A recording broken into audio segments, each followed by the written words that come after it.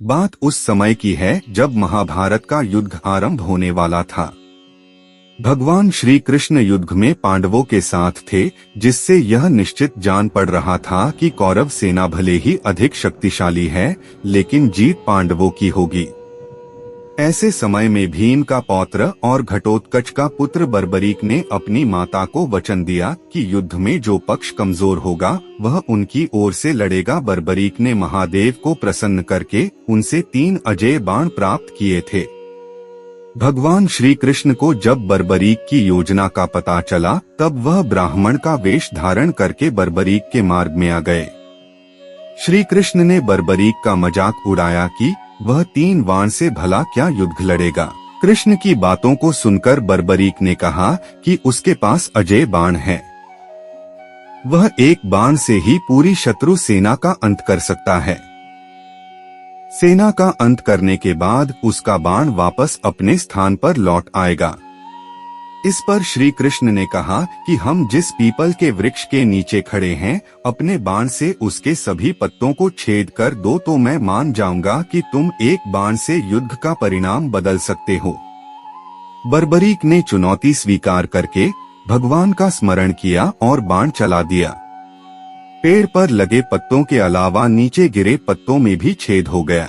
इसके बाद बाण भगवान श्री कृष्ण के पैरों के चारों ओर घूमने लगा, क्योंकि एक पत्ता भगवान ने अपने पैरों के नीचे दबाकर रखा था।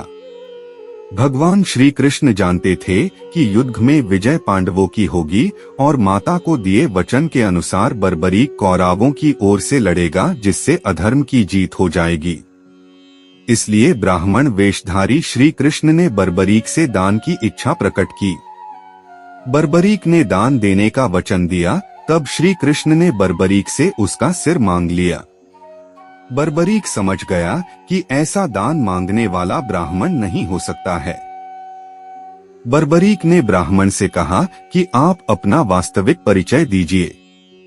इस पर श्री कृष्ण ने उन्हें बताया कि वह कृष्ण हैं। सच जानने के बाद भी बर्बरीक ने सिर देना स्वीकार कर लिया, लेकिन एक शर्त रखी कि वह उनके विराट रूप को देखना चाहता है तथा महाभारत युद्ध को शुरू से लेकर अंत तक देखने की इच्छा रखता है। भगवान ने बर्बरीक की इच्छा पूरी की। सुदर्शन चक्र से बर्बरीक का सिर काटकर सिर पर अमृत का छिड़काव कर दिया और एक पहाड़ी के ऊंचे टीले पर रख दिया। यहाँ से बर्बरीक के सिर ने पूरा युद्ध देखा। युद्ध समाप्त होने के बाद जब पांडवों में यह विवाद होने लगा कि किसका योगदान अधिक है, तब श्री कृष्ण ने कहा कि इसका निर्णय बर्बरीक करेगा, जिसने पूरा युद्ध देखा है। बर्बरीक ने कहा कि इस युद्ध में सबसे बड़ी भूमिका श्री कृष्ण की है। पूरे युद्ध भूमि में मैंने सुदर्शन चक्र को घूमते देखा। श्री कृष्ण ही युद्ध कर रहे थे और श्री कृष्ण ही सेना का संहार कर रहे थे।